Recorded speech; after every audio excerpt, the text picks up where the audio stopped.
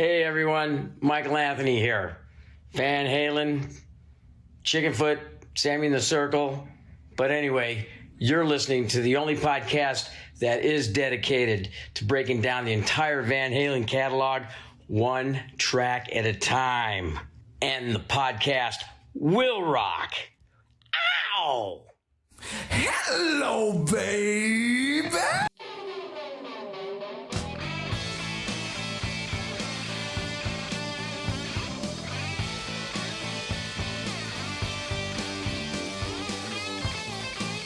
Welcome back, all you rockers, rockettes, and everything in between. You have joined us for a new installment of And the Podcast Will Rock. Yes, that's right. You know the drill. We are the show that dives into the catalog and discography of one of the greatest rock and roll bands of all time, Van Halen. One track at a time. You know how we do. And if it is your first time, welcome. Hope you have fun. I am your co-host, Mark Kamira. Joining me, as always, Corey Morissette. Corey, do you have holiday fatigue? Do I ever? I think I'm still hungover from the live show that we did in December, which is actually going to it's going to come into play with this week's song. We're actually going to be tonight covering the third song that we spun on that 5.5 hour live. I don't even know if I want to call it a show. It was just kind of an experience. There were way too many drinks had, way too much fun had. We had a massive panel. Mark wisely ducked out after 2 episodes, knowing he was a little inebriated, but I stuck it out to the bitter end with our good friends Sean and Todd from the Sean Geek podcast. Mark Perillo joined the call from the Rock Roulette podcast. Hattie came on from the Judas Priest cast. We had Kevin Brown from the Tom Petty Project and Seaside Pod Review. Scott Haston stuck with us to the bitter end from the Uriah Heep Show, the Magicians podcast, and Eric Senich.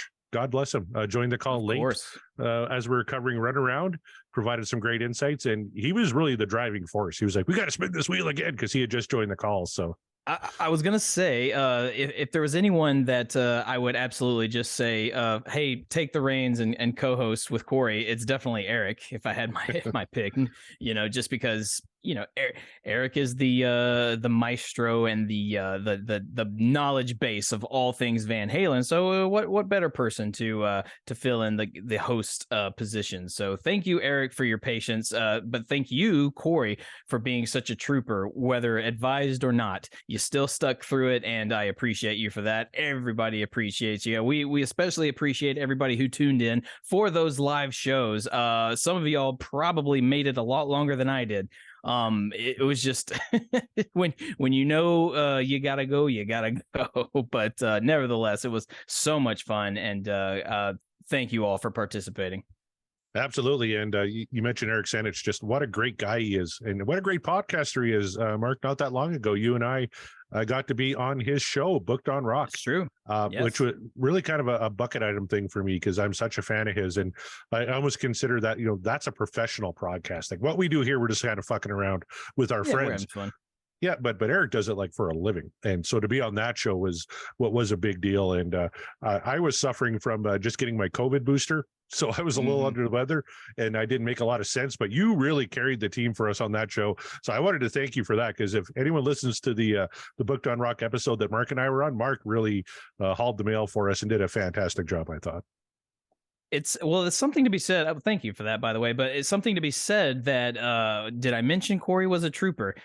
Even under the weather, in no matter what shape or form, he still stuck it out. And I don't think I was a driving force at all, but thank you. I'll take the compliment, because you were very much, your presence was very much there. I don't think you rambled on too much or too about whatever at all. So give yourself more credit there, Corey, especially really give yourself some credit, because you weren't feeling well, but you still toughed it out and still made a show happen with Eric Senich. And as you say, professional podcaster, well, he wouldn't air it if it was not airable. You know what I'm saying? Oh, good point. So good there point. you go. I never thought of it that way. Thank you for that. Yeah. No, but, I feel like Eric would let you know. He said, "Hey, you mind if we do a redo, because I can't use any of that."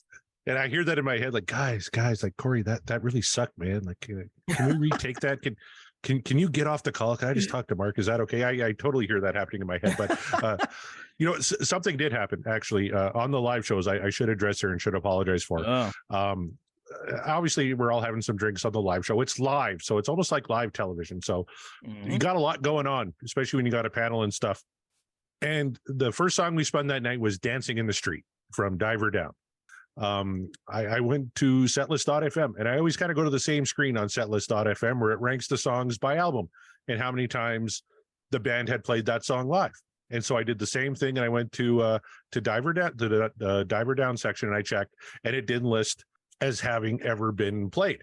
And when I'm kind of producing television and having drinks and stuff, if you had asked me my mother's first name at that moment, I probably would have got it wrong because I had so much else on the go. So I just kind of took that as gospel, like, oh, they never played it live. And we just kind of went along that assumption. Well, a bunch of people out there called me out on that and said, you're a fucking dickhead because they played it at the S Festival and you should know the S Festival. And you're right. I've watched the S Festival 100 times. It's a great performance. I should have at least questioned that and maybe tried to find another source, but I'm doing 100 different things. I just kind of left it as gospel. And then I left it in the show because, again, no excuse. When I was cutting together that first show, is basically just snip out like as little as I can and get the show on the air because we had to get a show on the air for that week. And I didn't catch it there either. So a bunch of people, and all of those people who respectfully messaged me and said, hey, you forgot the S Festival. Thank you. I don't mind being corrected at all when I make a mistake. Come to me respectfully and say, hey, you messed up. 100%. I totally agree. And I will apologize for that. But if you're like, oh, you got one thing right, you guys fucking don't know anything. Yeah, you're a dick. And I don't give a fuck what you think. So shut up. But it's the way you present it, right? Be nice, be respectful. Even if you don't like me, you listen to the show, you hate it, you hate me. That's all fine. You're entitled to. But if you're gonna take the time to correct somebody, do it with at least a modicum of respect and not be a total douchebag about it. We can't all be batting 1,000 every time. You know what I mean? I listen to a ton of podcasts, and I was just listening one the other day. It was about movies, and they were getting facts wrong about titles and directors and stuff. And I'm like, I know they're wrong. I'm not going to call them out on it though, because I listen more for the people than I do for minutia and facts like that, because I know the facts. But like I said, I have no problem with anybody ever correcting me on anything because I'm not an expert. And, you're definitely not an expert. You're exactly right. I'm kind of pulling stuff from different books I read. I was never in the room with these guys. I never saw them live. We're just kind of flying by the seat of our pants. We had no idea what was going to get spun. That's another thing. We don't do a lot of research going into the show, because to me, the magic of the show is more Mark and I rediscovering the catalog. And I had an experience with that on Kevin Brown's Queen show this week. Yeah. His partner on the Queen show knows kind of the bigger songs, but he doesn't know a lot of the deeper cuts. So he's experiencing them for the first time.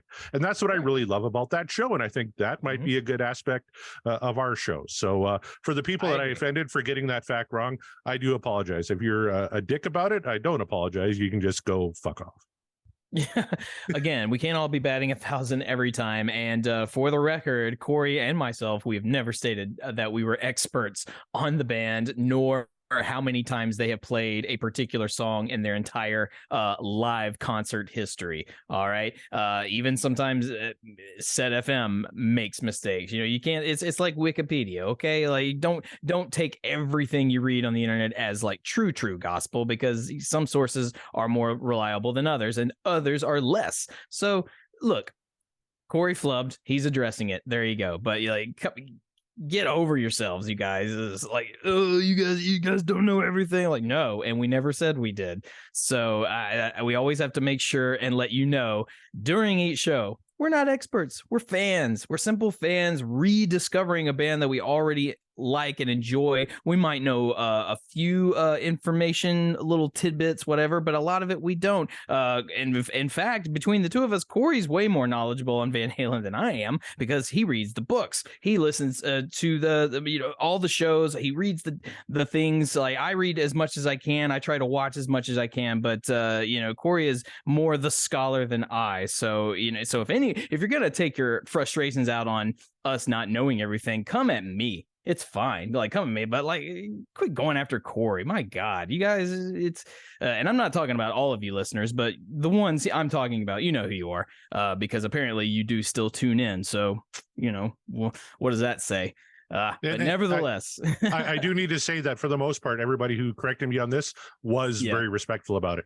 I know we got an email saying, "Hey, you fucked up." You're exactly right. We did. And there's another fellow on Twitter who was kind of passive aggressive more in a joking sense. I'm not addressing him. He actually came out and said, "Hey, no apology necessary. I get it. I actually listen to your show." I was more kind of joking. That's cool. Yeah, I totally get that. Yeah. And I don't want to call that person out by name, but hopefully they're listening and like, hey, you're totally cool in my books, and absolutely correct me.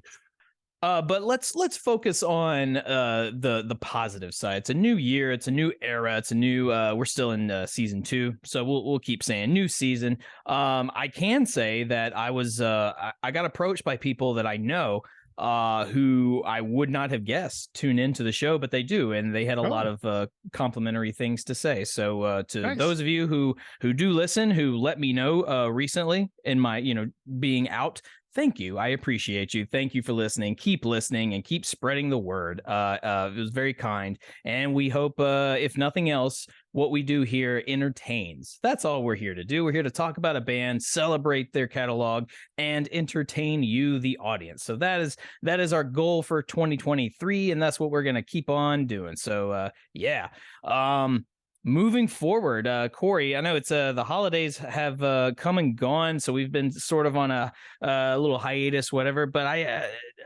anything happening within the world of Van Halen? Well, I tell you, David Lee Roth started up his podcast again. The Roth Show has a new season coming out. I believe episode 3 may have dropped as we're recording this. Haven't had a chance to check them out yet. I'm still in recovery mode from our own live show and from the holidays. Hopefully everybody out there had a Merry Christmas, a happy holidays, whatever you celebrate, and a very happy new year from all of us here. Thank you very much for joining us, like Mark said, and to all the people who had no idea that we're listening. Thank you for listening. That's fantastic. But there's some great articles on the Van Halen News Desk. And again, we recommend everybody check out the Van Halen News Desk, www.vhnd.com. You can learn more about David Lee Roth and his latest podcast. He was talking about his club days, I think, in the latest episode. There's a great article, Sammy Hagar explaining why he's never started a business with Michael Anthony, that I recommend everybody check out. The reason's kind of obvious, but check out that article. Steve Lukather talks about setting the record straight on tracking Michael Jackson's Beat It with Eddie Van Halen. So that is a must read. Absolutely go check that out. And they talk about the iconic video for Jump, which was released 39 years ago this month. But kind of big news for Michael Anthony fans. He's headlining the Save the Heartbeat fundraising event and concert that's coming up. Woo-hoo. So you don't hear a lot about Michael Anthony headlining anything. So I have no idea if this is going to be with the Circle or if he's going to put a band together or if he's just going to perform with people who are on this event on March 25th. But Save the Heartbeat is raising money for congenital heart disease. Which is a birth defect. It kind of hits a little home to me. My daughter actually has a heart condition she was born with. She has a left aortic arch. It should never affect her in her life, thank God. But heart has been on my mind recently because 2 of my friends just had massive heart attacks. So I'm actually paying a lot more attention to my own heart health right now. So this one kind of hit home for me. So by all means, everybody check out the Save the Heartbeat website. Go to the Van Halen News Desk. They have all the links. They'll talk about Save the Heartbeat. But cool little event. You can go see Michael Anthony. There's a VIP meet and greet. You can play with the band. Sponsorship opportunities available. It's happening March 25th, 2023 at the Tiki Bar in Costa Mesa, California. In lieu of sending me a 2-day late birthday present, go and support this charitable cause. Support Michael Anthony, because that's awesome. That is really, really cool to hear. That sounds like an event you do not want to miss. So do yourselves a favor. Do what Corey says. Go check that out if you're in the area. Contribute and listen to some, I'm going to assume, some pretty rad tunes by some pretty rad musicians. We already know there's the one. Whoa. Stop bearing the lead. Did I miss your birthday? No. My birthday's on the 23rd of March, so I was like, so it's so that's why I said a late 2-day, like by 2 days. So the 25th Yeah, that's what I mean. Okay. I totally missed the assignment. I thought your birthday was 2 days ago. I'm like, holy shit, I missed Mark's birthday. I'm the worst podcasting partner. Oh, no. I have a feeling you'll find out on when my birthday actually comes up. But no, the 23rd, but on the 25th, as I said, go if you want to give a present to me in some way. My vote is just contribute to this charitable cause and support Michael Anthony, because that sounds like a very fun time. So with that being said, Corey, should we talk about the polls from our shows from last week? That's not a bad idea. And actually, to the chagrin of some, I released the polls during the live shows. You did. Because I wanted to see, we were trying to get some kind of real-time results. They went on for the week after. Let's talk about the final vote on Dancing in the Streets. 114 votes, so it was a very active poll. 62.3% What Dreams Are Made Of, 37.7% This Dream Is Over. So the majority of people agree with you and I. And that's like right. I said on the live show, I switched my vote because going in, I thought, oh, there's no way I'm going to vote for this song. I never listened to Dancing in the Street, but there was enough there that I find myself enjoying. Maybe it was the whiskey talking. I don't know. But you and I both voted yes on Dancing in the Streets. We got a few comments here if you want, Mark. I can go through those real quick. Absolutely. All right, let's start with a Trockman 5150 who says, I will admit I do like this much better than Pretty Woman. Diver Down, not one of their best offerings. So not a fan of the cover so much, but does enjoy this one more than Oh Pretty Woman. That's a take. Yeah, absolutely. Robert Cato says, yet another example of Van Halen covering a song and making it their own. Outstanding background vocals, as mentioned, Alex running the show with his drum performance, and EVH with an inventive performance on guitar and synth as usual. So that's a pretty good take on this song, I thought. Yeah, especially considering when you think about the guys didn't, except for Dave, didn't want to do this song. They didn't want to cover it. It wasn't their style, and yet look what we got. And you know what? He mentions Alex running the show with his drum performance. That may have been what swayed me, because I don't know if I really paid attention to the drums too much until we did the show on it. It's like, you're right. Like, he's really killing it on the drums on that one. Yeah, I believe so. Yep. Will Tennant, I love this comment. It's Van Halen, meaning it's superior quality. There you go. That's all you got to say. Good job. Yes. Yeah. Trevor Dorn says, love it. Everything recorded by Dave, Ed, Alan, Mike is solid gold. I dig all the covers they Van Halenized. There you are. I'm with you, man. Yeah, can't argue with that. Rava Flav says, party song, Van Halen party song, while Van Halen was a party band. And that was pretty much our take on it too, right? And yeah, that's exactly it. A lot of the comments in the chat was saying the same thing too, right? Like, what do you expect? It's a Van Halen party song. Like, you can't go wrong, right? No. The Vic says, I love the original. Most of the covers are terrible, though, including Van Halen's and Mick Jagger / David Bowie's. I will agree on that one. I just remember that video and how awkward that thing was. Do you remember that, the Mick Jagger, David Bowie? I do. But I am more of a fan of the shredded parody version of it as well. If you haven't seen that, just Google David Bowie, Mick Jagger shredded. Yeah.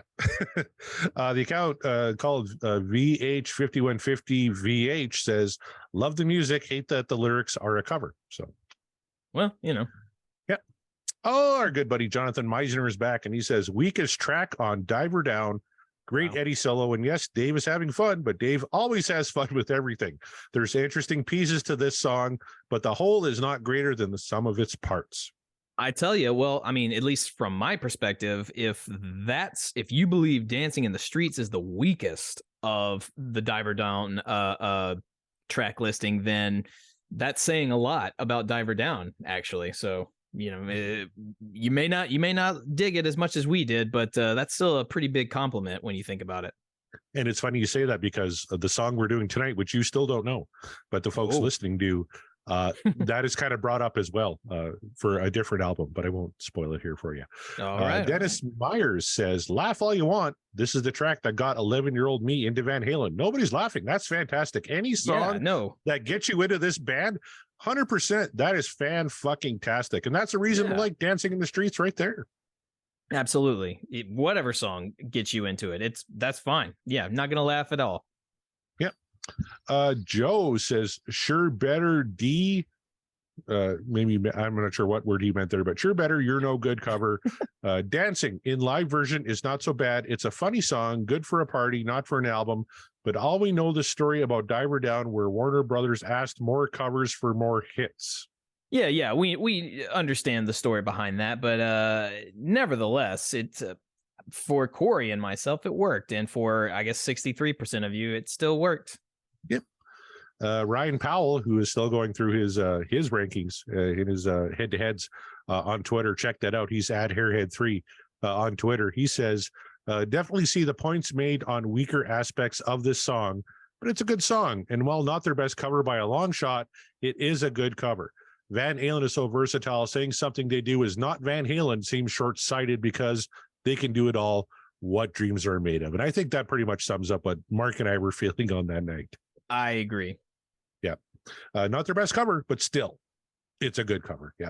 Chaz, who was very vocal in the chat saying, what the fuck do you guys want? It's a Van Halen party song. And his comment is, if you can't hear the fun, this ain't your party band. The best cover band in the fucking world. Here, Chaz. Good on you. Because they are. It's everybody all toast party to all the Chaz. time. Especially 100%. It's during the David Lee Roth era, so of course it's all party. Yep. Scott Everett says, fun, funky, and different, and I'm there for it. Van Halen Rushed is still better than everyone else. Remaking the classics in a way only they could. Well said. Yep.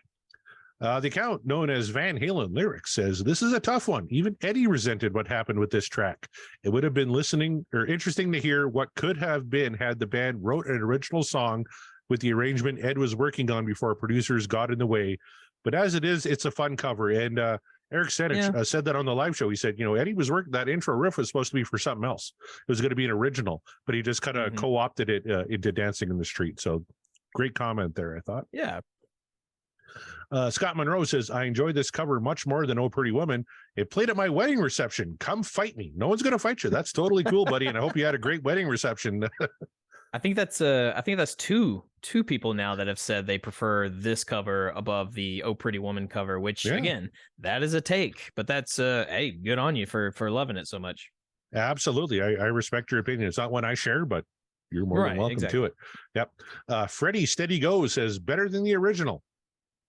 I don't know. I'm kind of partial to Martha and the Vandellas, but I mean, I think I said the same thing about Oh Pretty Woman. Just I enjoyed it a little bit more than Roy Orbison's, but I feel like that's probably a generational thing, perhaps, or just I guess your personal preference when it comes to genres of music. I don't know, but that's cool. That's a cool take. Absolutely. Sean Geek says, crap, utter crap. So of course he did. Yeah, that pretty much summed his thoughts on it.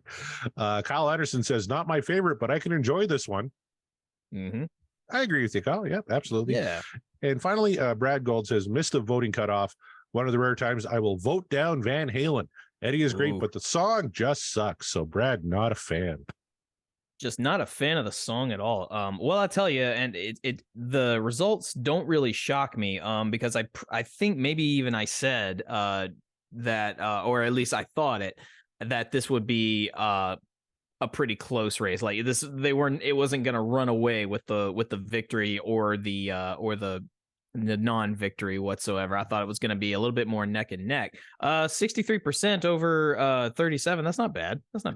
No, not at all. And yeah, I thought it'd be closer too. So a little more of a hit than I kind of anticipated. Now the second song we did on the live show, in my mind, should be 100% to 0. Like how anybody voted down Runaround. Like you're not a Van Halen fan, and you're not a fan of music. Like who hurt you? I mean, we've talked about that before with certain tracks where it's like this one's a no-brainer, and a lot of time, I think almost every time I don't think have we ever received a 100% a rating before? I don't think so, because there's always at least one, maybe two, whether they want to be contrary or not. That's just legitimately how they feel. There's always going to be somebody that's going to say nope, while the rest of us are saying yay. And there's always one asshole. Dynamics of us, there's always one. Here's the thing, though. One or two I can understand, but the vote on Runaround was 85.5% what dreams are made of, 14.5% this dream is over. So that's more than one or two. That's more than it's one like, or two. That's a lot of people. What the fuck? out of 55 votes, that's a good chunk of them still were just, nah, not for me.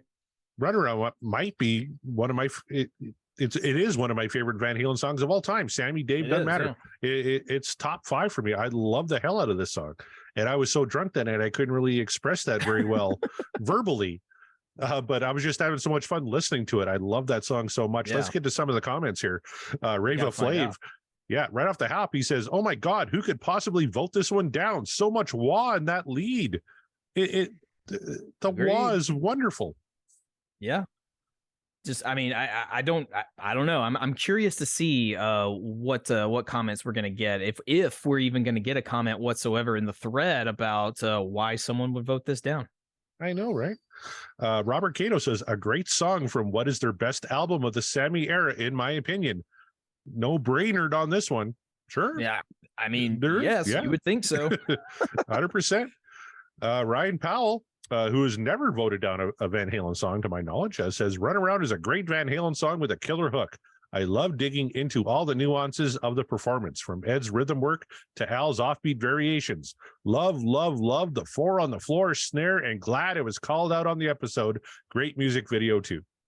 See, well, there you go. There's he didn't vote down. And he's one who actually voted for How Many Say I Like. He loves everything. Ryan Powell is a Uber fan. Right, gotta love that guy. Love that guy. Yep. Absolutely. So, yeah, bold man, Ryan. Yep. Kyle Anderson says, "Love this song. Corey Thumbs downing this song in jest was blasphemy on the live show." Yeah, because I had praised it so much and I was so excited for that song. I clicked the song and said, "Just kidding." Yeah, still fooled them. They just don't know. Yeah. Kyle says, "Corey, you shouldn't give people the runaround like that. Not cool, man. My apologies, Kyle." You're absolutely right. Blame it on the whiskey. Scott Everett, he says, "Maybe one of the best Van Halen Mach 2 songs. The band was absolutely hitting on all cylinders and having fun. Doesn't get any better than that. Eddie Van Halen solo." Absolutely correct. No arguments detected. Yeah. Scott Monroe missed the live show. He says, "This song really encapsulates the fuck sound to me. It's Hagar era party rock at its finest. And woo boy, that pause in Eddie solo before he and Alex go toe to toe like animals. Missed your live show, but great manifestation. If that's what happened here, it is, because I manifested Runaround and got it. That's twice now." That's twice. I have yet to do it yet, but one of these days, I mean, the further down we get on the list, eventually I'll get it right. You know, we're down to one song in the wheel. You're guaranteed to get that one right. So yeah, exactly. And if only it's the song that we hope that it is. So that's right. Josh at Upper Mid says, "Good song." All right, thanks for contributing. All right, I agree. It is a good song. Yeah. That's all you need to say sometimes. This is a good song. It's like, okay. Yep. Greg Zito says, "Turn this all the way up. Banging track with Alex Van Halen's drums shining in the mix." Absolutely right there, my friend. And Brad Gould finally says, "One of their best. Could not agree more." That night, I probably would have named it my favorite Van Halen song of all time. As it stands, top 3. Got to be. Love that song. Top 3. I mean, yeah, that's good. It's a great song. Yeah, but there's always, there's always got to be one, or in this case, quite a few. But look, if you are one of those souls that decided this song just isn't for you, let us know why. Hit us up. Don't be condescending about it, and don't be assholes. Like, we're legitimately asking, what is it about Runaround that you didn't like? Because it seemed like this one was one of the few that's across the board. Everyone's like, yeah.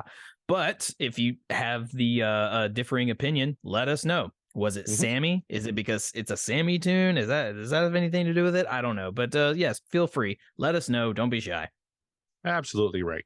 So that brings us to the third song of the live show, which Mark wisely ducked out on.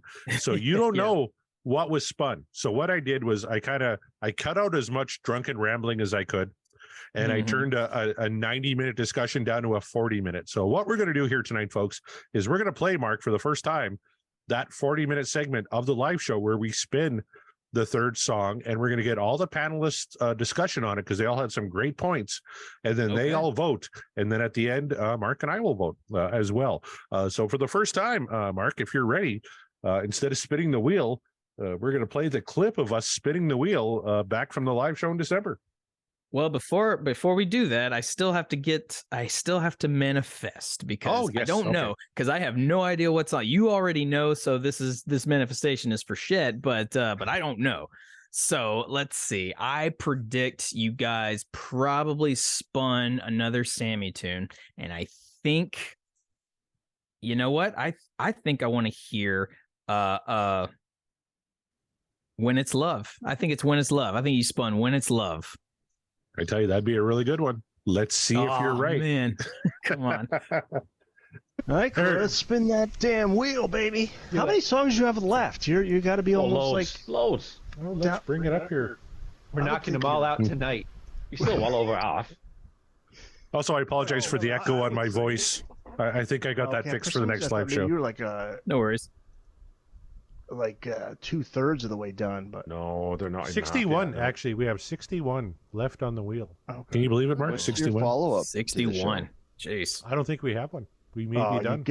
You got to do David Lee Roth. Do Dave solo. Hey, I talked about doing a solo wheel. I already got Dave tracks, Sammy tracks, Mammoth WVH. I would love to do it, but Mark is kind of.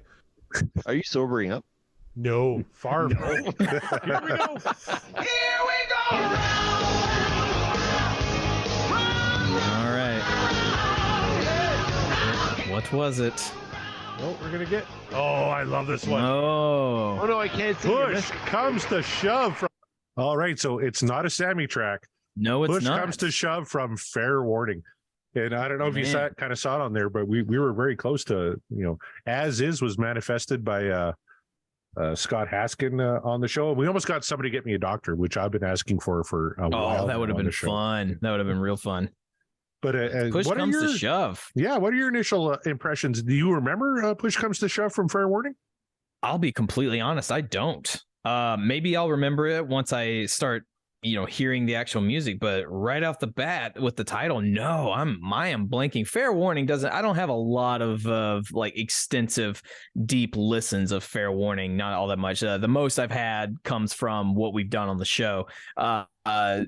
That's just kind of the way it fell into place. So push comes to shove, this could be a very fresh take, or my mind could be re-scrambled and go, oh wait, I do remember this, and then I might have my own opinion there. But as of right now, this is going to seem probably a fresh take. And Push Comes to Shove comes right after Unchained on side 2 of Fair Warning. The panelist and myself, when we spun this, very excited. It's a different song for Van Halen. I'm really anxious to get your kind of comments on it.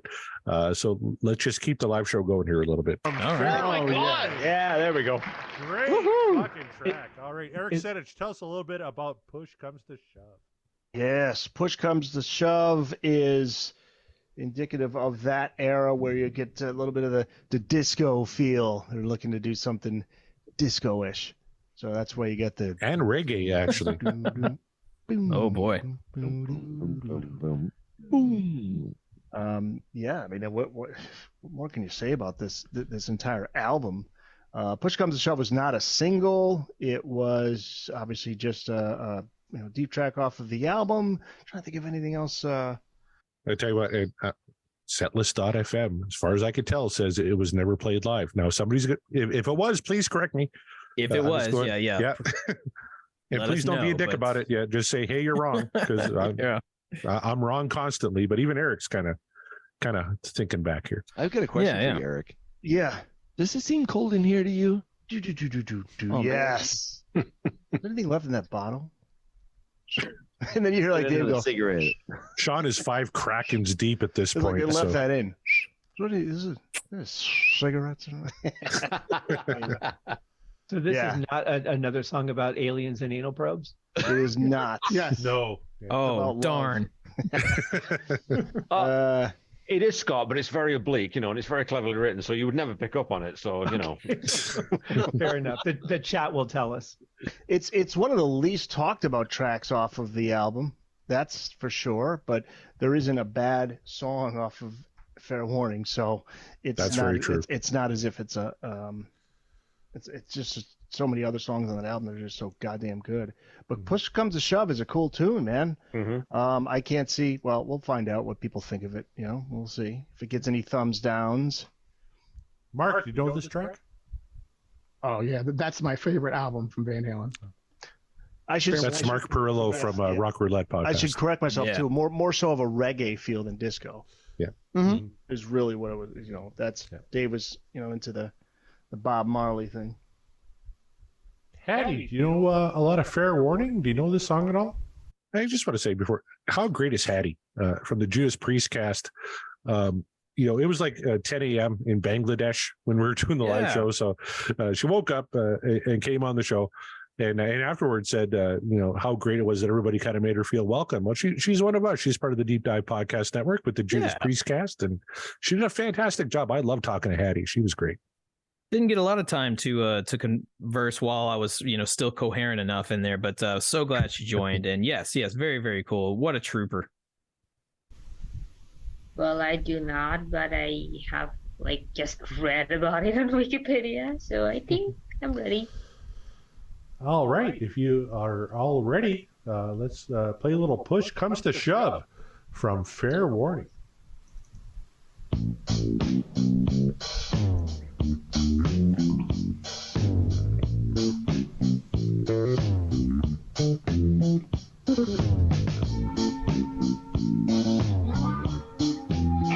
Okay, so at this point, Kevin Brown is trying to cue me to stop, and I'm just grooving so much I didn't even pay attention to him. You see it on our freeze frame here. Kevin's waving. He does this quite a bit, actually, and I feel really bad. Sorry, Kevin. He's trying to get my attention. And I'm like, yeah, Push Comes to Shove. He's eventually just gonna have to get a flag or something and just wave it like that, and so where you can't help but notice it. Yeah, Corey needs to drink less whiskey and maybe not be on the air for 5.5 hours. That helps too. But Mark, what was your initial? Show, Oh yeah, what was your initial impression of the intro here? Kind of love that bass, right? It very much. I see what. First of all, I have no memory of it so far. So let's just pretend it's a fresh perspective. I hear what you're saying with the reggae-ness of it all.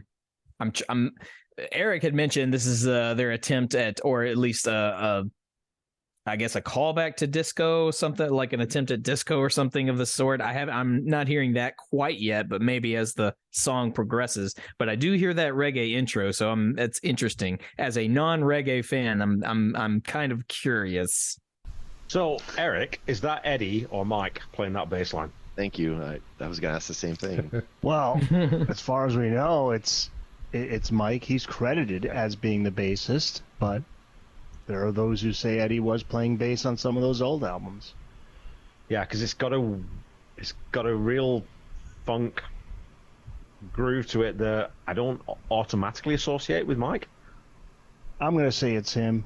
You think it is? Yeah. There are those in the know who said that Eddie did some of the bass work on some of those albums, but I don't. So is that a case I don't buy the comment that Ed said once that he had to teach Michael pretty much everything he played. And we talked about in the show, we read that quote where Eddie Van Halen said, I had to teach Mike every note to play and all that. But it is, we speculated, maybe it's a case of, I wrote the song, here's how I want the bass to sound. And he showed him like in that context. So maybe instead of teaching him literally how to, play every note he ever played, it's like, no, I want the bass to sound like this. And then Mike just played it. Because Mike is a pretty damn good bass player, right? Absolutely, he is. And I just want to point out on the live feed, Tom Armbruster, who's been on the show, and we're going to get him back on again. His comment was, one of the first bass lines I tried to learn when I was a newbie on the bass. And that's a good one, because this is really a kick-ass bass line. Mm-hmm. So he wasn't joysticking, then it wasn't sort of a, you don't think? Okay. No, I think that's I mean, the thing is, Michael Anthony's capable of doing things like this. It's just that he pulled back because Eddie is Eddie. I mean, you got to balance the song out, which is kind of what we were talking about with Alex too before. You got to step back because Eddie's going to be the guy. Mm-hmm. So a lot of times Michael just, like if you listen to him on this new album, Crazy Times with Sammy, he's doing some cool stuff on there. He can do it.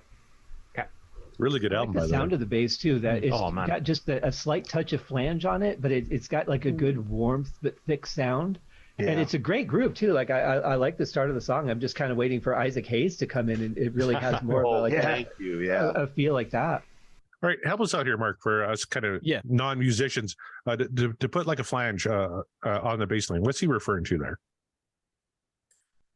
It's just it's a pedal. It's a special effects pedal that kind of gives it's really hard to describe it. Like if you're not in the know of how it sounds, like it's one of those where just like if people say, listen to that wah in the solo, like I automatically know what you're talking about because like I can hear it. How do I describe the flange? I guess it's sort of like a kind of gives it a psychedelic feel, like when you hear it kind of wobbles a bit, like the notes, the effect essentially makes the kind of the notes from the strings kind of give it like a wobble sort of sound, so it sounds like you're maybe on a trip, so to speak. Kind of but again, the warmth also, as mentioned, like there's a kind of a warmth feel to it, so it's, I don't know what the word flange is really supposed to mean. I don't know. Someone I'm sure can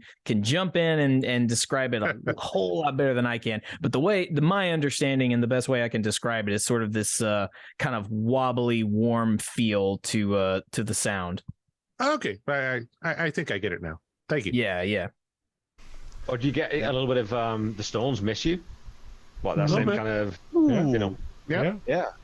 But also the disco thing, the bass line is disco. I mean, it is, and we're talking 1980 when this album. I mean, he's not wrong. He's not wrong in that regard. There's a little bit of that kind of slower, like slowed down sort of disco kind of feel. I see what Eric's trying to say. I again get more of a reggae vibe, but I see what he's trying to say.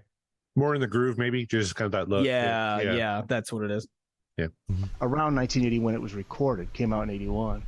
Well, so Hattie, but I think Hattie was next, right? So yes, I was just saying that in British Steel, which came in 1980, they had this track "The Rage" that also had this reggae kind of sound, like da-da-da, da-da-da, in the beginning. So I think like early 80s had this trend going on, like infusing reggae with harder music, like rock, metal, whatever. That's a pretty cool comment. I can see that from the Judas Priest side. Can you think of maybe any other songs that kind of had a early 80s metal that maybe had a reggae influence? I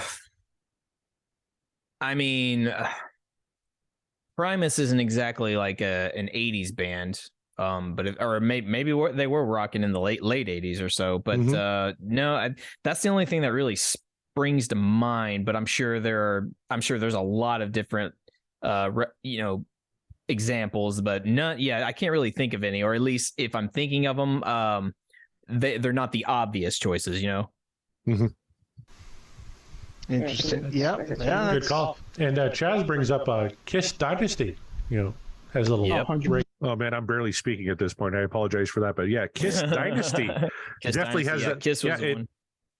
Especially the Dynasty album was very much the disco album, right? Like I Was Made for Loving You came off that record. Was Dynasty, was that in the 80s? Oh yeah.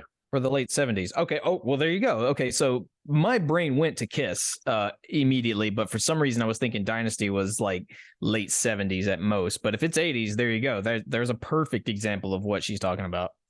Actually, you're right. It was 1979 that came out. So right on the edge. Yeah. See, right there on the edge. I fucked up again. It's fine.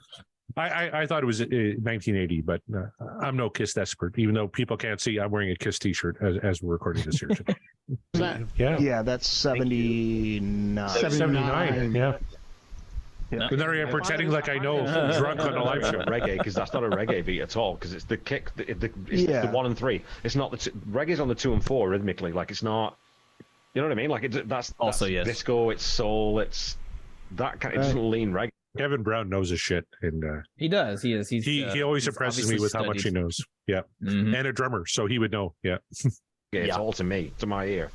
Or if you're the Police, every other two. Or if you're the Police, it sounds like the Police. You're right, Eric. Electric Avenue was 82. 82, yes. Was it? Yeah. Oh, okay. Yeah, but that's that was where Dave came from. He loved all the dance music, and that was his thing. But ultimately, at the end of the day, it just sounds Van Halen.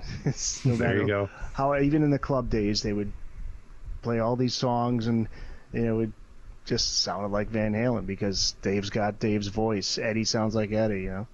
Does it sound like Van Halen or does it feel like Van Halen? Because those are two different things, right? It does. It just feels. Well, I hear what you're saying. It feels Van Halen. Yeah. Yeah. It's a little. It's a little off the. It's not the norm that we were hearing from Van Halen. Yeah, I mean, it's certainly not what we heard on the first two albums. And yeah, it's hard to say this sounds like Van Halen, but yeah, it feels like Van Halen. Right. Yeah. But they were starting to stretch out with Women and Children first, and then this came next. And this is, I mean, Eddie was having so much fun on this album, but he had to sneak into the studio in the middle of the night to do it. But he also did some kind of end arounds with Ted Templeman because the solo on this song, Templeman had to do it like 20 times, and he still wasn't happy with it. So Ed snuck in the middle of the night and played us. I don't even know. Did he even? I think he just played the next day.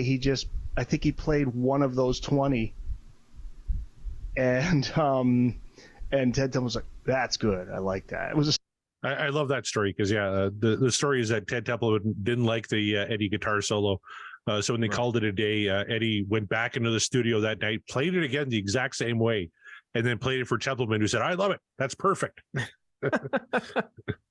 Same way he was just playing replicated it. Yeah. But there's some.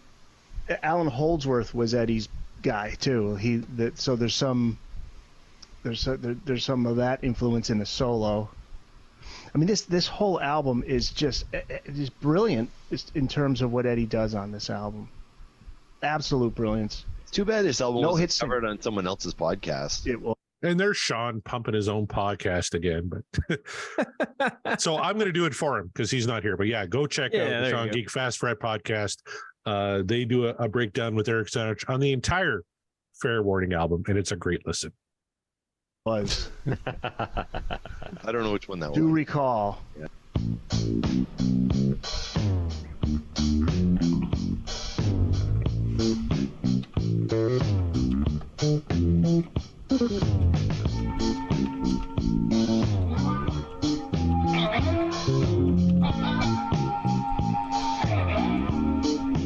How great are those little Eddie accents he's putting in there, right? Over that bass line? Those are pretty great. And I'm definitely hearing more of the disco vibe that Eric's talking about for sure.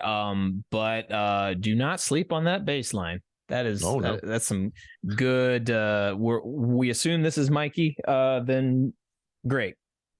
I love those and do and then you throw a on the upper register. That was really cool. I love that shit. This is definitely a shift from your typical Van Halen, and I mean they do that a lot. That makes them so diverse of a band, and that's why we love them.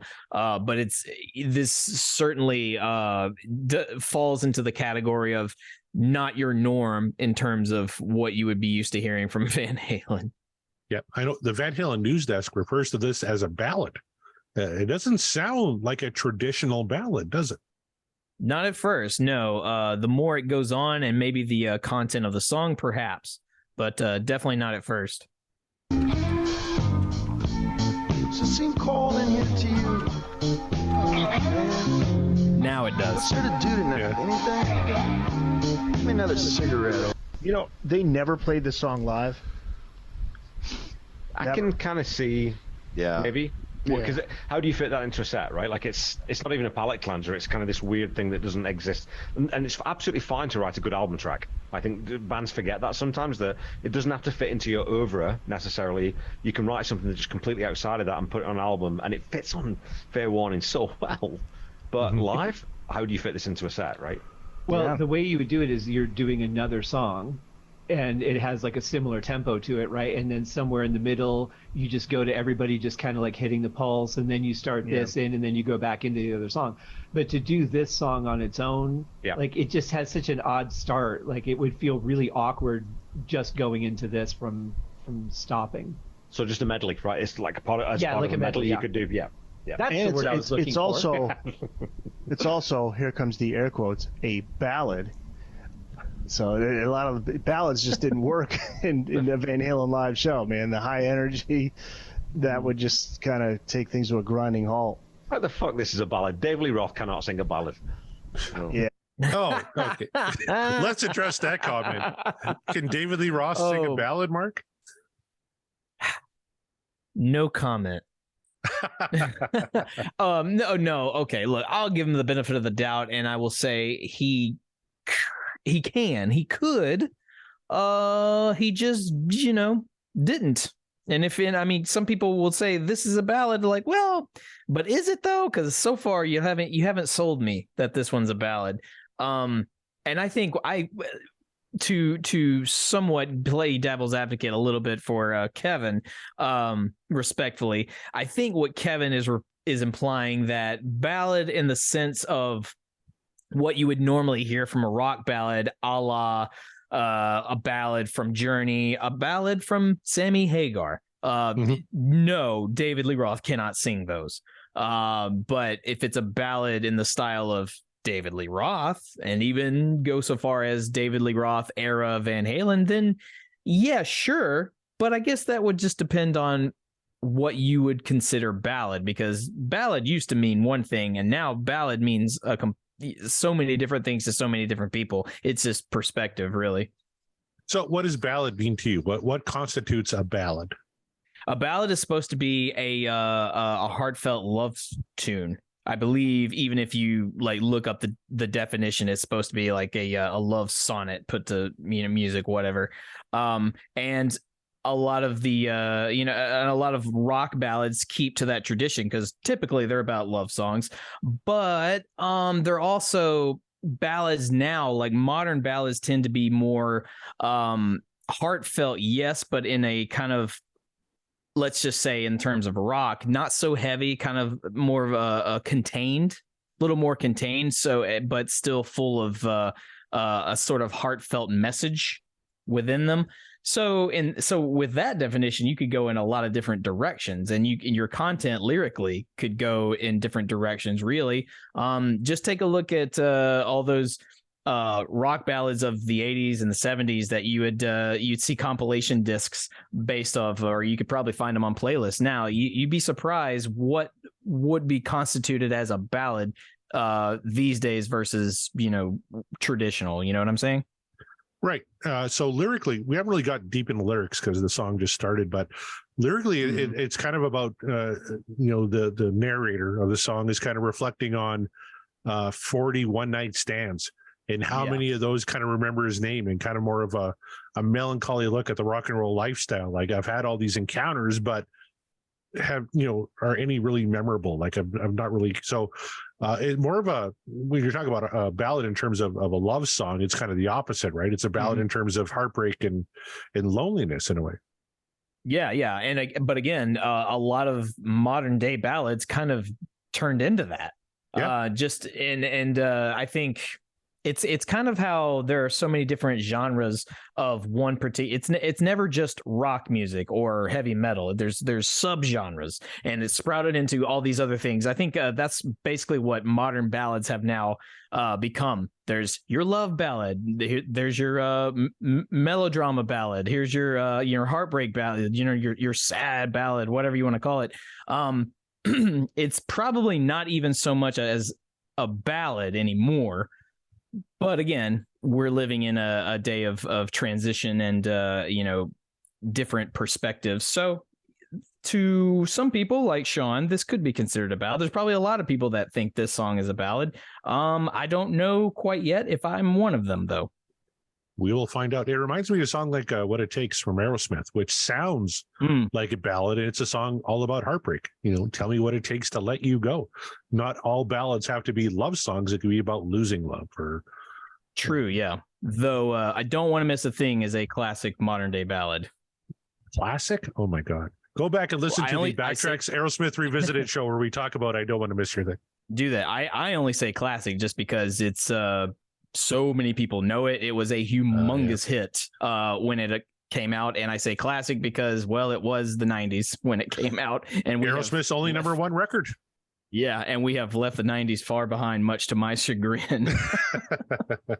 Yeah, I mean, but they did Women in Love in concert. Yeah. In fact, we put up on the VHND, somebody cleaned up some video of that tour from 1980. Great Holy stuff. Shit. And then they synced up the audio from a different show, I think, in Pittsburgh. Okay, so and there's a portion of Women in Love in there. Oh my God, that band was just so goddamn good. Check it out on VHND. It's right. It's the second article down. But so they did some of those songs, but I can't see this working in any set. But then again, they would have.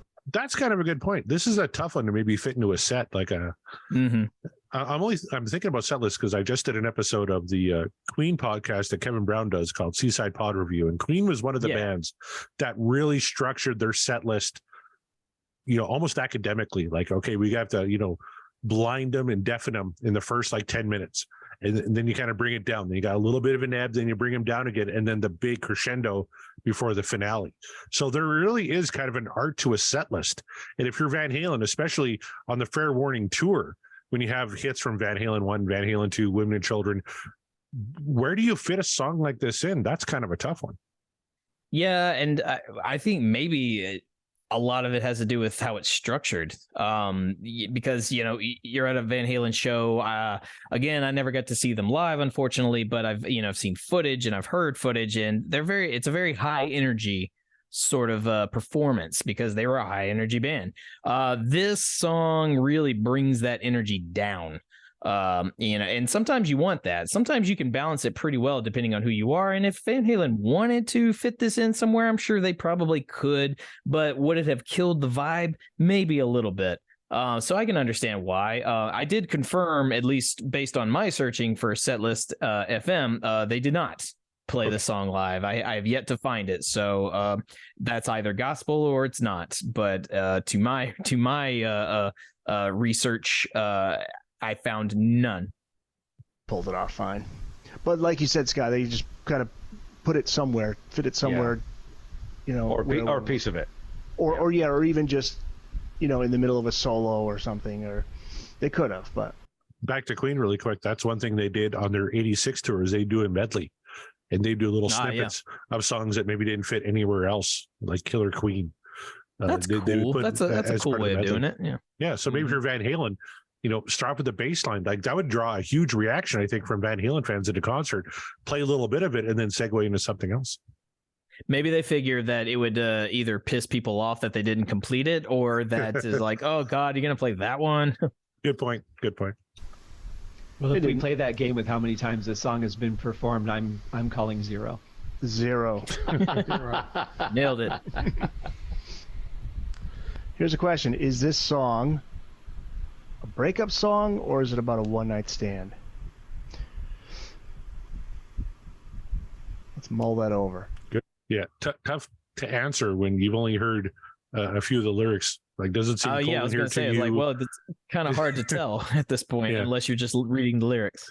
Good question. I've never heard it, so I can't vote. So, okay. Some people live apart. They'll break your heart so damn easy. Put the lyrics up. There you go. Or play the song. That would work too. And then one night in a stunning victory, she decides they're all reading it. She's leaving. Will you ever be the same? That's when push comes to shove. I'm not a good producer. Guess I knew it all along. Boys, you will always be a Is he say boys, you will always be a stranger? And now we got the mismatch of lyrics. Actually, Eric, I think Dave Lee Roth was sort of presaging Brexit, and I think he was talking about how Britain needs to be independent on the world stage and doesn't need. I think so. If you really understand the lyrics, I think that's what you'll find. It's either that or anal probes. I'm not sure. I love at this point in the live show, I just play the song. Like, shut up. We're gonna listen to the song. I mean, yeah. Honestly, it's like, come on now, let's hear it. This is drunk Corey. I'm not even looking at anybody on the screen. I'm just doing my own Corey. thing. Yeah. Yep. But I mean, you had to when do the it. ship flies away. What's there to do tonight? Anything? Give me another cigarette over here. Here it comes. Anything left in that bottle? Yeah. Here. I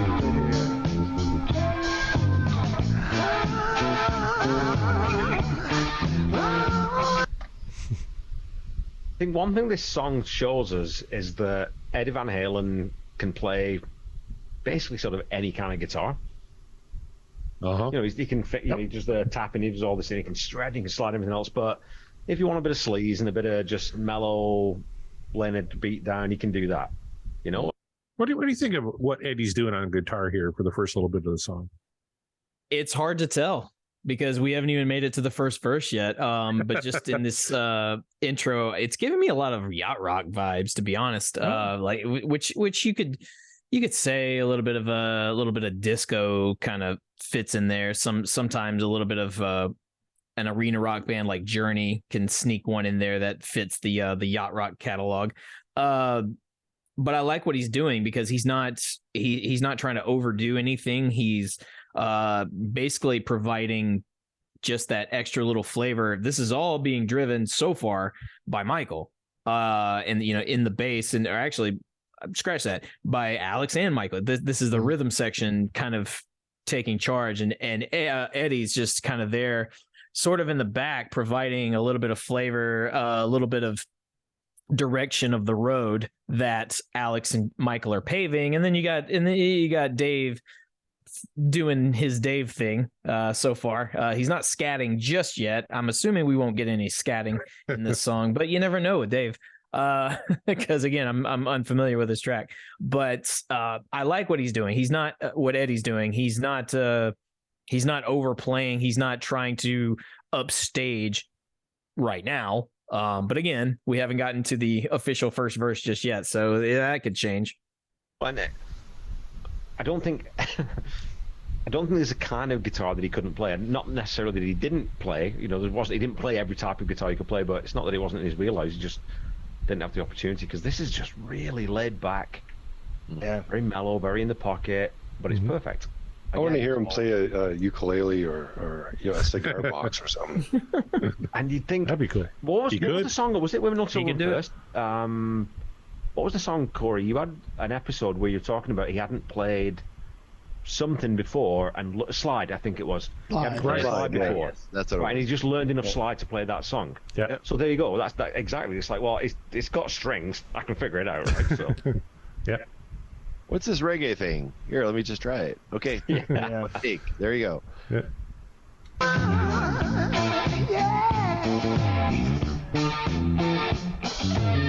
Some people live apart, they break your heart so damn easy.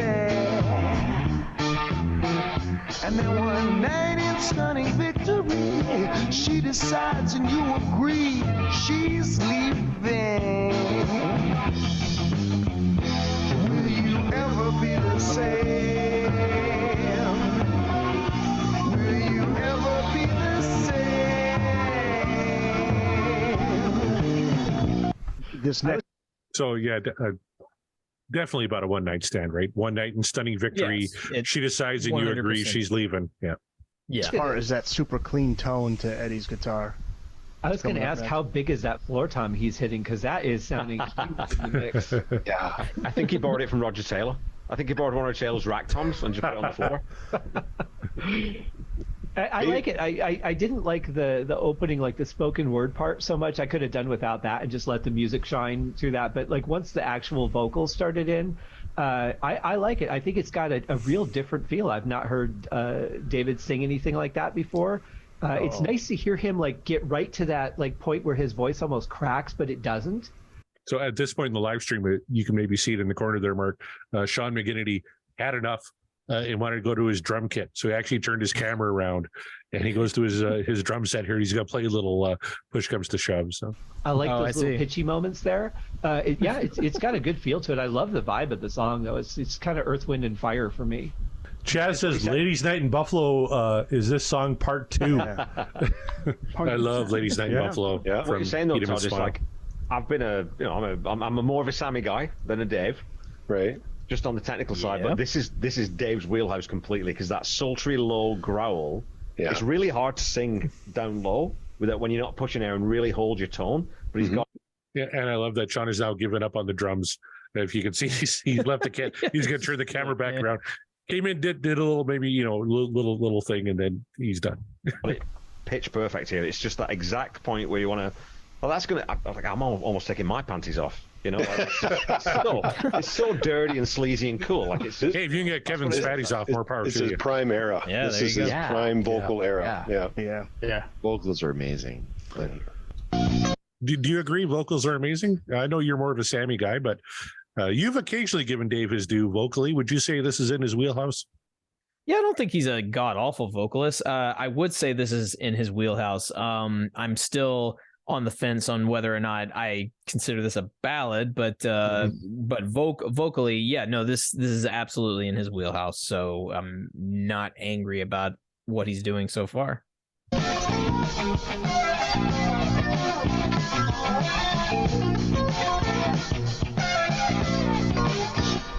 That's when push comes to shove.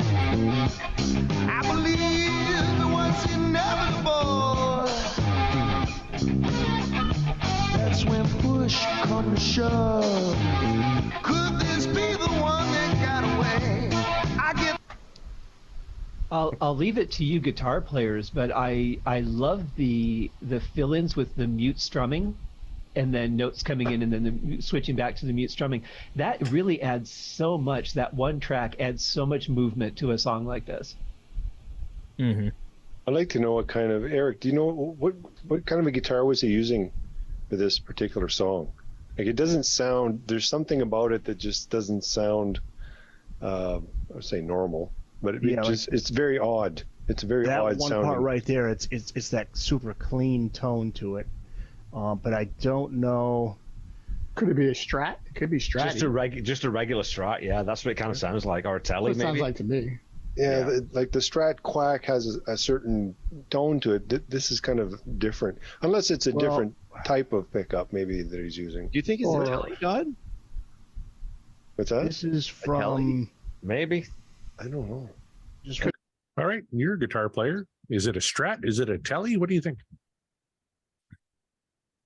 Sounds more of the Strat, and based on what Eddie used to play, it's more likely a Strat. But that, I mean, you could get this particular sort of tone out of a Telecaster if you wanted to. It just depends on the Tele. Okay. But I'm gonna go ahead and I'm gonna say it's a Strat. Kevin might have nailed it. That sounds like a Tele to me. Super clean. Yeah. I mean, not wrong, not a wrong perception, but I personally think it's probably more of a Strat. Keep in mind, these guys are really drunk at this point in the live show. Yeah. So, but even so, I have a Nashville Tele, and you can get all kinds of like tones from that thing. And that's just one type of Telecaster. So, I mean, it very well could. I could be wrong, but again, my instincts is telling me he's playing more of a Strat. Something from Guitar World here, but it doesn't say. The solo veers into jazz fusion territory as Eddie unleashes smooth legato lines reminiscent of Alan Holdsworth and palm-muted melodic runs, a la Al Di Meola. Doesn't say what type of guitar. We were talking palm earlier. Mutes sound better on a Stratocaster. Campbell from the Heartbreakers. Okay, right. That's that Teletone. That's that really clean sort of when you want to get, nothing in the way of what you're playing. That's what it kind of sounds like to me. I don't know. Yeah. Oh, LDB. The real question nobody brought up they need to be asking themselves more is not so much the guitar, but the pickups, because you can get that tone. I mean, basically, you need the pickup for your tone, depending on what pickups you have in whatever guitar, you can get some amazing sounds out of it. So they could be right, and they could be also slightly wrong, or everyone's right. That's what I'm thinking. I'm thinking everybody's right, because you could very well put a particular pickup that could be used for both. So maybe a Strat body with some typical kind of Telecaster type pickups, maybe, or vice versa. So who knows? It's anyone's guess at this point. Di Meola, there's another great guitar player. Yeah. Get the message, guess I knew it all along. Says you're a stranger here in paradise, you fool. It seems like 40 days and 40 nights since someone used my first name, including you.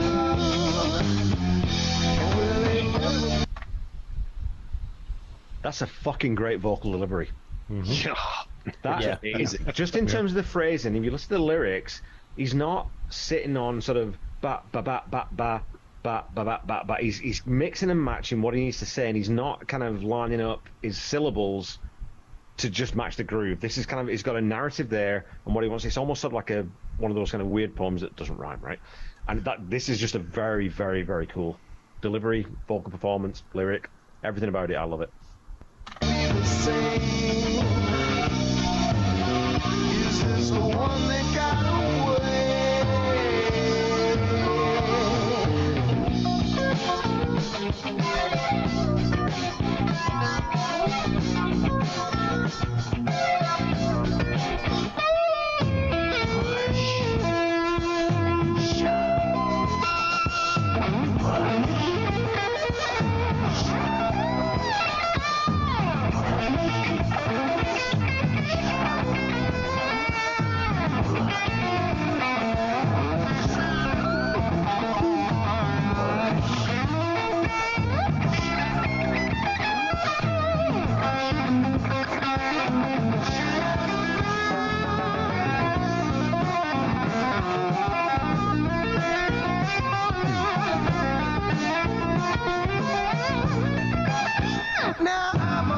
All right. I changed my mind. It is. I think it is a Strat. Yep. I'm going back to my original guess. Like, it's a Strat. You don't get that kind of. It doesn't matter your pickups. I don't think. I mean, just there's something about the body of the Strat and the way the sound kind of comes out. Like, you don't really get that type of sound with what Eddie just did out of a Telecaster. And if you can, more power to you. And I want to hear what that sounds like. But I think he's on a Stratocaster. Nice. What was it? Alex was playing guitar and then he switched to drums. Yeah. And then I think Eddie was playing drums and he switched to guitar. I just, these guys they're so musically talented that it's just part of their nature. Played by ear. Yeah. Played by ear. He didn't have the courage to tell his music teacher, so she would put the thing up in front of him. He'd just pretend like he was reading. Yeah. Yep. There's something really interesting about the sound in the solo too. It's like the way that it transitions from note to note almost sounds like it's not even being played on guitar, but like a keyboard with the portamento off. Well, there's just something really unique about his playing style. You know what, Scott? It's interesting because he is credited as playing keyboards on this album. So where is it? He plays a Gibson SG, which is a rare thing for him. He did that on Dirty Movies. Oh yeah, we talked about that. Around for some maybe. You know what it could be too? Forums that could pick up. Maybe that's what he's playing. If he's playing an SG, then he's not. Does that sound like an SG? Yeah. I mean, you can get that sound. I mean, listen to what Angus was able to get out of that thing. Angus Young from AC/DC. Right. And I mean, a lot of players. So, I mean, Claudio from Coheed and Cambria plays a double neck SG. Particularly on this song Welcome Home, and that's one of their most like metal songs. If you know Coheed and Cambria, and if you don't, get learned because they're very good. And he was able to pull some great tone out of that. So that maybe that's what Eddie's playing. I wouldn't be shocked. You don't hear a lot about Eddie Van Halen playing an SG, but he did on this album. No, because that Franken guitar that was so iconic, and that was a particular shape and design and style. So you don't. I would not have. I have completely forgot that he had played before on an SG, so I just would not have associated that guitar with him. It could be harmonizer because he started using harmonizer around this time too, very lightly. Okay. So there's a little bit of harmonizer probably going on, and all those lines that he does, all that legato, it's just basically one position that he just symmetrically goes down the scale, but it's not all the notes are not in the scale. Okay, so he's so good at doing that it sounds like it's right, even though the notes that are out don't sound out. Right.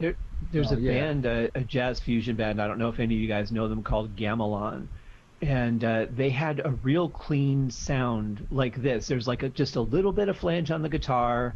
The drums are kind of crisp, and it really reminds me of that section of this song. It just has such a similar sound to it, to what they did, and I really like that. It's not something that you'd expect from a rock band, so this is kind of a refreshing take on the band.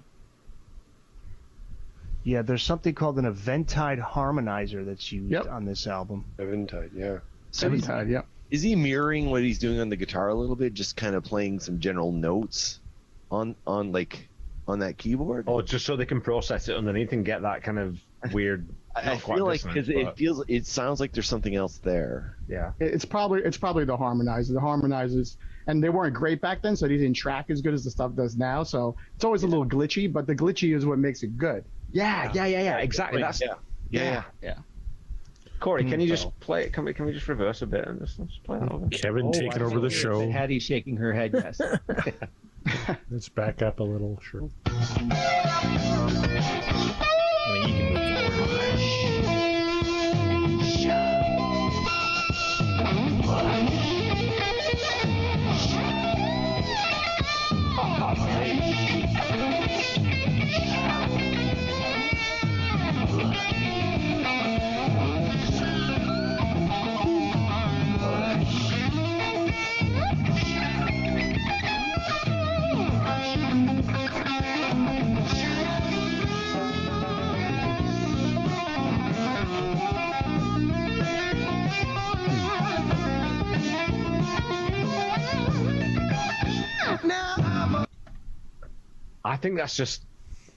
I think that's production. I think that's just that's all guitar. Yeah, I don't think there's anything else in there.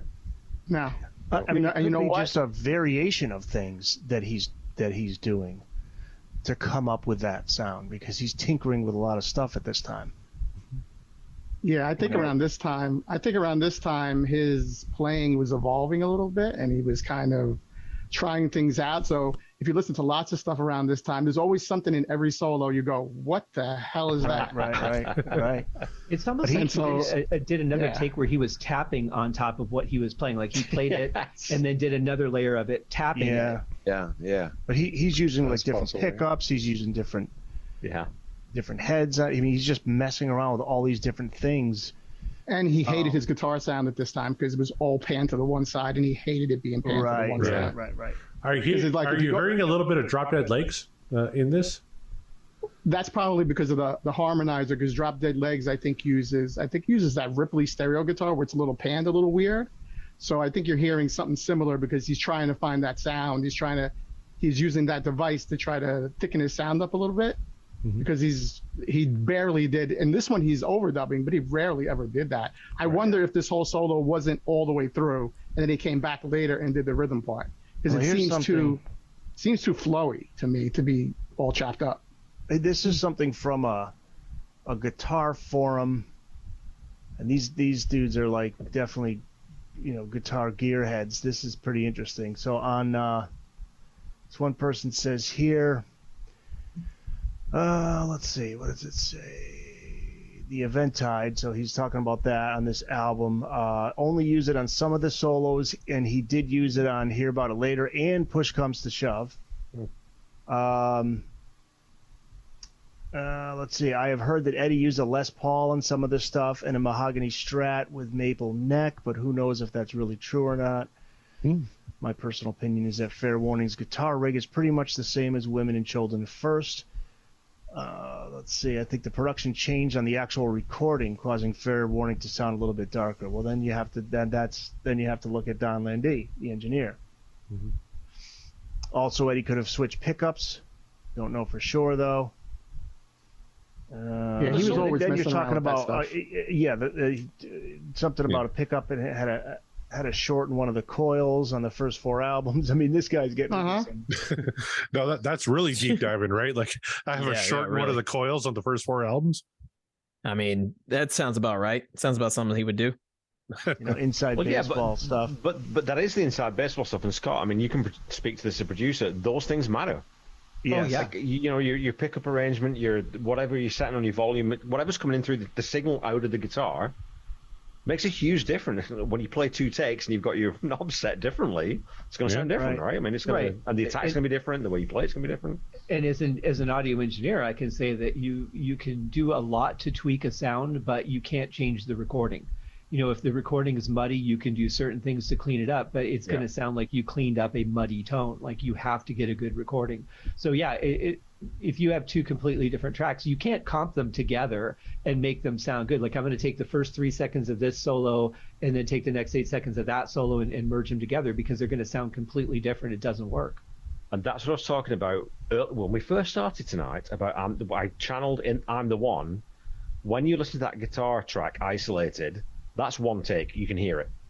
Oh yeah, most of the stuff back then was 1 take. It's insane how good that is on 1 take. I think the whole first record's 1 take, and then because that's just the way you play. Yeah. That's Beatles level, but with technical, right? It's crazy. You got to kind of think about it. Back then, they couldn't. I mean, they could splice tape, but they couldn't cut and paste like you do now. Yeah, so you had to know how to play. So when you went in there, you had to actually play that thing all the way through. Generally, at least to get the 1 track down for the drums and stuff, and then you could go back and do things. But you can't do what you do now. Yeah, musicians today, I don't think understand how things were done way back when, right? Of course not, because it's been made too easy. It's been made like we have cut so much of the work out of the recording process with the technology, and sometimes that's a good thing, and then sometimes that's a horrible thing, because I don't know, it really kind of. I for one would rather just kind of play it all the way through. I think that's what separates the musicians from the non. Yeah, no, that's a good point. I come from more of a world of film than I do music, but even then, when you're splicing film together, it's much different than today's day and age, where you have nonlinear editing and you can just kind of slap in whatever. Back then, I learned how to edit on a Chem flatbed. So when you're actually taking pieces of film and you're cutting out trims and then you're splicing them together, so kind of the same things when it came to audio recording at the time. Damn kids today. You had to be really good. You could punch in, but you owe the engineer a beer. And possibly a little bit more. So auto-tune was that sucked, do it again. Yeah. Yeah, exactly.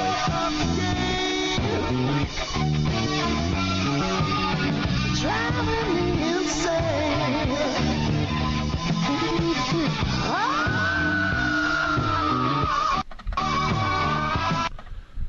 Fuck.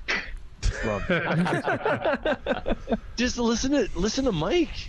Yeah. We haven't talked about Mike at all. Mike is fucking killing it. Yeah. Yeah. Did you hear the stuff behind the solo? You hear the stuff behind the solo? If you weren't paying attention, that's the best stuff. Some crazy stuff going on behind the solo. Yeah. 100%. Hitting these really high notes and so good. Yeah. So good. I bought one of my own. Small change.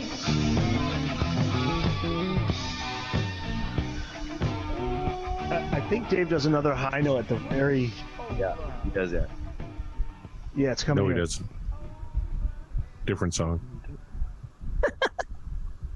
Whoops. No, okay, it's not that. Yeah, but he's like over and over. It is time to vote. Now I'm going to play this entire episode for Mark, and he'll give his vote at the end here. But let's poll the people on the current call here. Let's start with Sean McGinnity. Is this what dreams are made? I got to preface by saying I think I asked the same people multiple times what their vote was. I cut it out of this, but like Sean, I asked him like 3 times, "What's your vote?" "Oh, you already went to me." "Oh, fuck. Who did I go to?" It was terrible. It was a dream round table of people. It's understandable. Yes.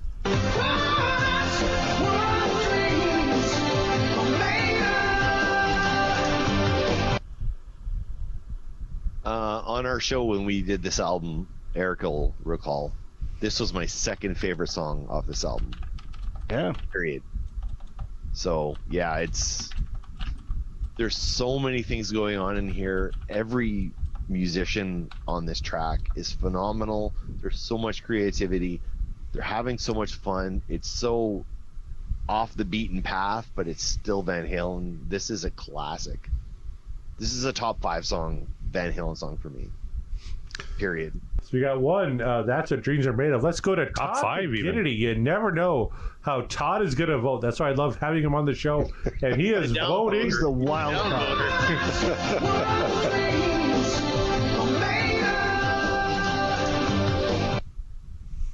You know what? Eddie was great, and I mean, Michael was great. Everybody was great, but I think Dave shined through on this one. I'm usually an Eddie fan, but on this particular tune, I just love the way that Dave, presented his lyrics, just the way his patented squeals and stuff, the way he sings. Mm-hmm. But yeah, the funky bass at the beginning, you gotta wonder, is this Eddie or is this actually Mike? Because I mean, normally I don't know if Mike usually uses flangers and stuff in his sound, not normally, at least from what I recall. But definitely, if Eddie has anything to do with bass, I mean, he would have thrown something in front of it just to make it sound different. I think it would have been more busy if it was Eddie. I think. What do you think? Oh, really? Potentially, so, yeah. Because you tend to be busy. Like if you listen to later stuff. Yeah.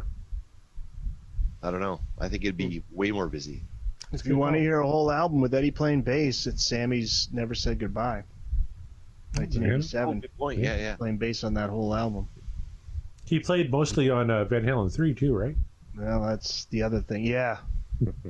And maybe like 2 tracks. I think he played Michael Anthony, right? 2 tracks he played on. Van Halen. He played on Fire in the Hole, right? And Fire in the Hole and something else. Okay. Yeah. And I don't even think Fire in the Hole is Alex on drums. I think that's Ed.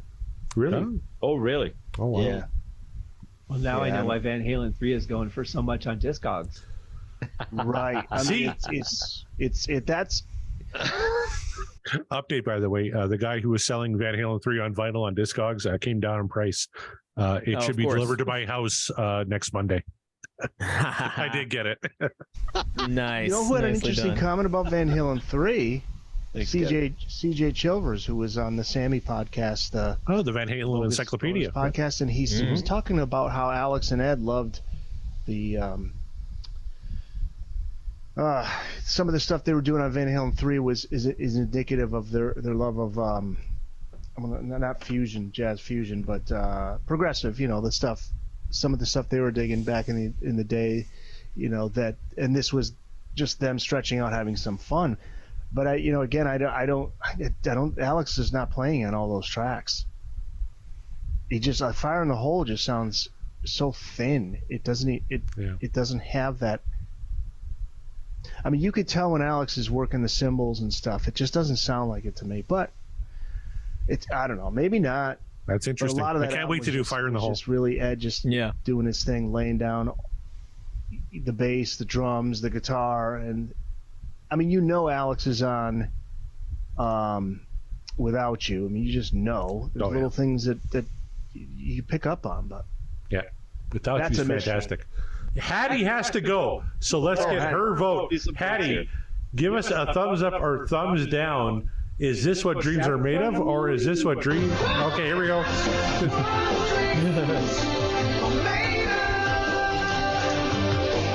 Okay, thank you so much. I think it's amazing because, well, it's my first time listening to it, and I kind of like how, like, in the last part, how the guitar solo and the whole combination worked. It's kind of very, like, you know, brings something out of you, and that's interesting. Let's go to Mark now. Thank you. Bye. Tell us what you think. Mark Perlow, not Mark Kamar. Not me. The other comes Mark. To shove, give us a thumbs up or thumbs down. Is this what dreams are made of, or is the dream over? And he was very emphatic what dreams are made of. This song has to be like my #1 Eddie Van Halen solo. I don't think he's done a lot like this. For me, push comes to shove is probably #1 for me. Just the whole outside playing, and I'm going to do the Eddie side because I know Todd already did David Lee Roth, and he's perfect on this thing too. But it's a good thing when you see them go into a different genre of music, but it still sounds like them. So and then you throw Eddie's guitar solo, which really shouldn't fit really on that, and it sounds so perfect and so right that I would be hard pressed to find another solo that is better than this for me personally. So yeah, I'm giving it a big thumbs up. All right, let's go to Scott Haskin. What's your vote on Push Comes to Shove?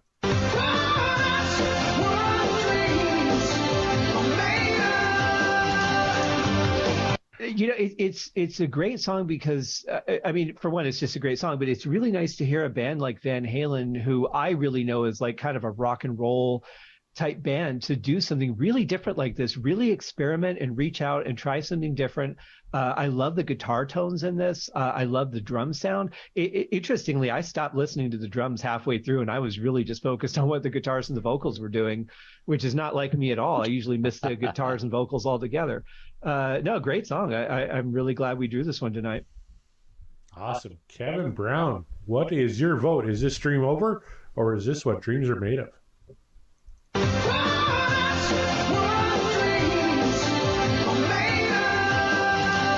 Predicting a clean sweep with this one. Following on from what Scott just said, I mean, I was listening to Alex a little bit, and it's again that thing of you've got this guy who's a virtuoso drummer, but sometimes all he needs to do is sit in the pocket and just lay behind the beat, and everything. That is super cool. I would also say that true. I'm not a huge DLR guy most of the time, or I certainly wasn't before I started listening to this podcast. And this podcast has actually really sort of swung me over to Dave's camp.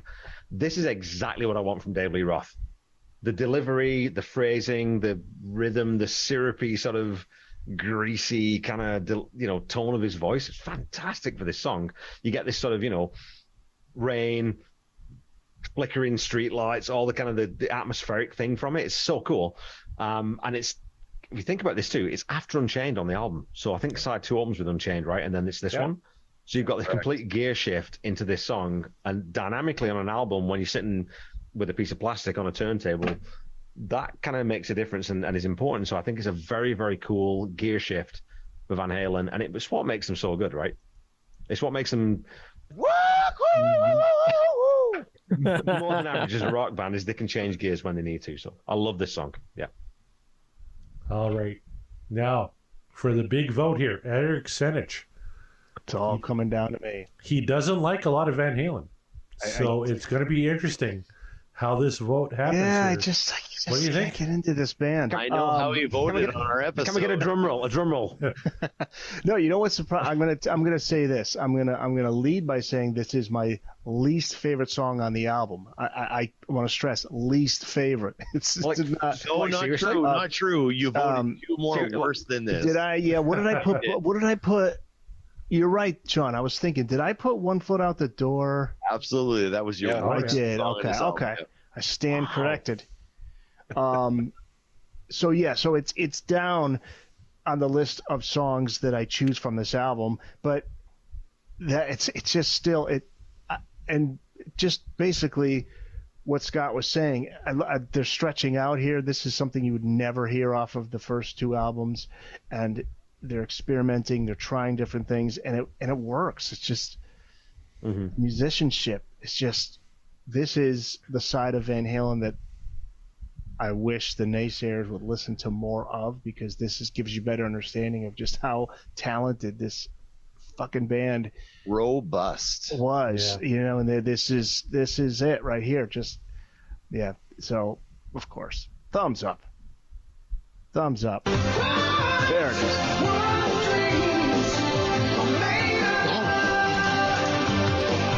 All right, Mark, that is the comments from our all-star panel from Deep Dive December. And again, thank you to Scott and to Kevin and to Sean and to Todd and to Hattie and to Mark for hopping on the call. And thank you to all the people like Tom who stuck with us to the bitter end to watch the whole thing.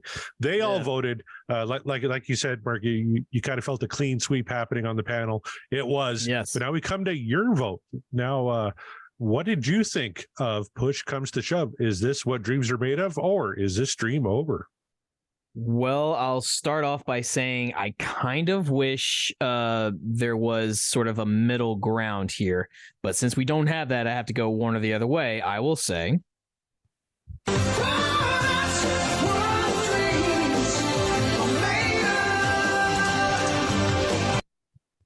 And I'll preface that by saying this is not exactly my Van Halen jam, just in the sense of I know what I want out of a Van Halen tune. I know how I want to vibe if I'm going to be listening to the band. This one is not exactly top tier track. I forget who it was on the panel that said that this was easily like a top 3. And that is an interesting take, and that's an interesting perspective, and more power to you. For me, no, I would probably skip this song 9 times out of 10, probably, if I'm jamming to the entire discography on shuffle. Having said all of that, however, what saved the song for me from just going a complete downvote was, first of all, the solo. The Eddie solo. This is not the first time an Eddie solo has completely swayed my my mind in terms of how I thought I was going to vote versus what ended up happening. Because sometimes that just happens. Eddie solo in this thing is, I would say it's I believe Mark had said this is his favorite solo that Eddie has done. I will say this is one of his top tier solos, especially given the nature of the structure of how this song is presented.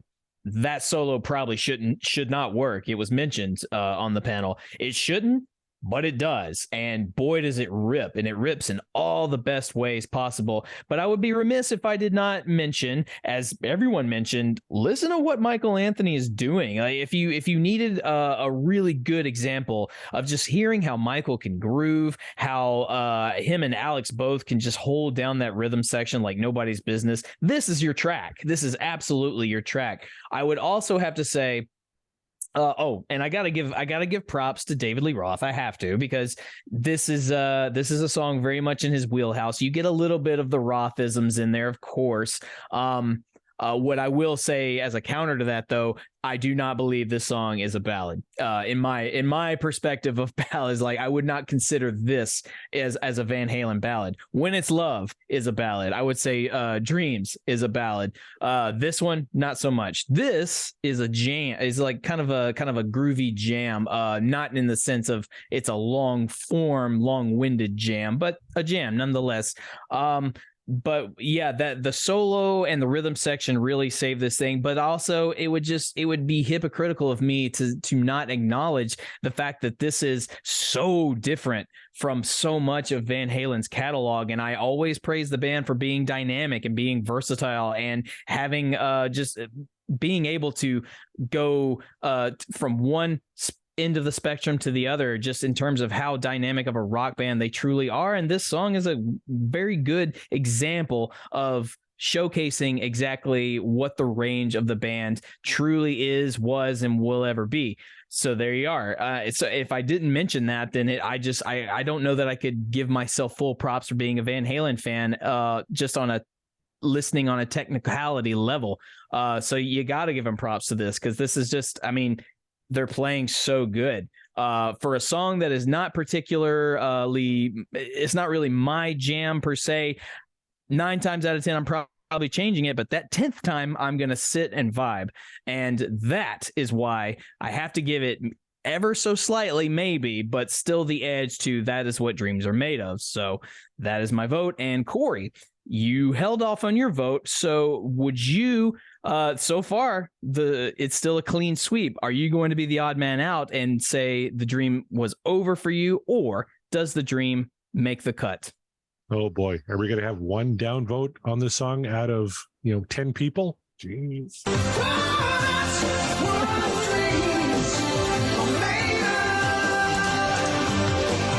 I echo a lot of what you said and a lot of what Eric Senich said too.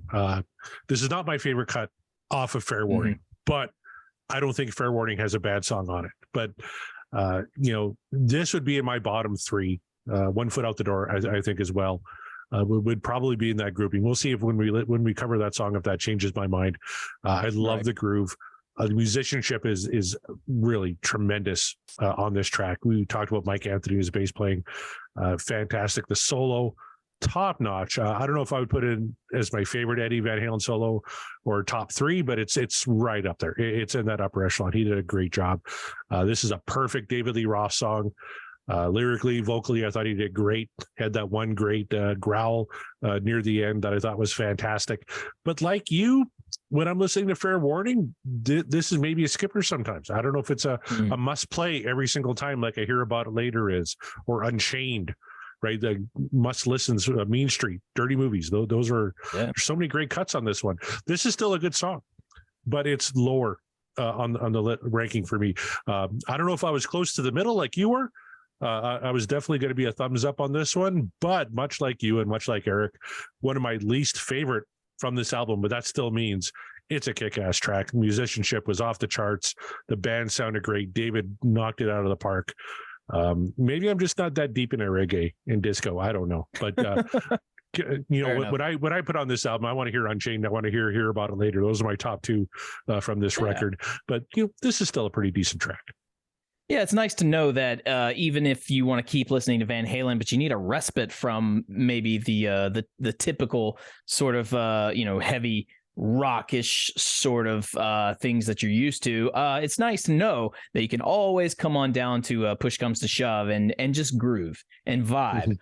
You still do have that option, and they have several songs where you could do that, but I feel like this is a pretty good representation of the kind of song you can just kind of chill out to for a Van Halen song. Just kind of chill and vibe, get a different sort of feel with the band. So that's nice to have. Yeah. Maybe not a top tier song for us, but still a good one, as you say. So with that being said, that's the show. That is me and Corey reacting to the third episode, as it were, from the live show. There it is. I commend you all, and I'm actually really glad that I probably had to bow out at that time, because I don't know if I would have been so kind. I think I would have gotten in my inebriated brain, gotten impatient, and probably would have just said, no, fuck this song. So I'm glad. No, I'm glad I didn't react in real time. But I commend all of you guys out there that were on the live show, audience and panelists alike. Thank you guys so much. Thanks for keeping it going in my absence. And hey, be sure to check out the next time we do a live show. So that's going to be a fun time. It's always a fun time. Always a fun time recording. Corey, where can the people find the show in all of its glory? Oh, they can find us at www.podcastwillrock.com. We're at Podcast Will Rock on all your favorite social media, Facebook, Instagram, Twitter. Mark alluded to the next live show. Guess what? Happening in January. We're talking just a few weeks from now, Thursday, January 19th. We got the boys from the DLR cast on one side. We got the boys from the Bogus Otis show, the Sammy Hagar podcast on the other. Mark, myself, and Eric Senich will be in the middle to mediate. We'll spin the wheel twice. We'll guarantee one Dave track, one Sammy track. So if we spin two Daves in a row, we'll just keep the second Dave song on the wheel, spin again until we get a Sammy track. We're going to do one Dave, one Sammy on that show. So look out for that on our YouTube page and on our website, January 19th. It's a Thursday night. I will be much less drunk because I have to work on the Friday. So hopefully the show doesn't go off the rails completely right off the hop. But you can find us, of course, always as a member of the Deep Dive Podcasting Network. I won't go through the shows because we're running a little late tonight here, but you can go to www.deepdivepodcastnetwork.com. Check out all the shows there. So many great ones, including one from our good friend Kevin Brown. And I'm showing this to Mark for the first time. He did up a couple of new designs for our T Public store. Yeah. One of them is Alex Van Hyundai, because we mentioned I drive a Hyundai. Yeah, how cool it'd be to have Alex Van Halen in a Hyundai. So he did up a great design on that. We also have a fantastic one. If you listen to the live show, we know Mark's Dustbuster was going crazy. So Kevin did us up the final Horcrux logo with the Dustbuster on it. So I have to have it. Probably two. I have to get two for myself and for Christy. That was one of my favorite parts of the live show. All of a sudden, Mark would flip out and be gone. It'd be like our Dustbuster just went off, and it's a John Mariano Horcrux is what we kind of finally landed on. So those designs will be coming to the T Public store here right away. That's amazing. You can find me at Mark the Bat on Twitter and Instagram. Come say hello. If you have a problem with the show and you want to yell at Corey, don't yell at Corey. Yell at me instead. It's fine because I enjoy it. So send all of your complaints to at Mark the Bat. It's fine. But speaking of other things, just want to take the time to promote just a little bit. If you enjoy the things that I say on this microphone, you might enjoy the things that I sing about, because I live in Nashville and I take part in these tribute nights where a bunch of musicians get together and we just do a night that is usually themed. And this Tuesday, if you find yourself in the Nashville area, the Ivans are bringing back Grunge Night. This is Grunge Night 8. We are doing a night full of songs from yesteryear of the 90s grunge era. You'll get to hear myself perform a song, and you'll get to see a whole bunch of, just a plethora of musicians contribute to this era, including some that you might recognize, you might even be a fan of. It's going to be an incredible night full of grunge tunes. That is Tuesday, January 10th. I believe it's the 10th is Tuesday. So be sure to come check that out if you're in the Nashville area at the Basement East. All proceeds are going to benefit Walden's Puddle, which is a charity that provides treatment for sick and injured or orphaned wildlife right here in my home state of Tennessee. It's a very, very good cause, and going to be a fun time. And then if you also find yourself in the Nashville area on the 21st and the 29th, you get to hear me do some more stuff, and I'll announce more of those as we go along. But Tuesday, January 10th at the Basement East in Nashville, Tennessee, Grunge Night 8. It's going to be a fun time. So yeah, got that out of the way. More to come. Be sure to get some merch. We got new merch. I am super excited to check that out and get those. It's going to be hilarious just to walk around and seeing people why do you have a Dustbuster on your shirt? And like, you got to tune in to find out, man. You're missing out. Tell your friends about what we're doing here, because it's a great time. We're having fun. We love Van Halen. That's what the show's all about, and you want to have fun with us as well, don't you? Join us. Get involved in the discussion, stream, share with your friends. We are, and the podcast will rock, and we will rock you later.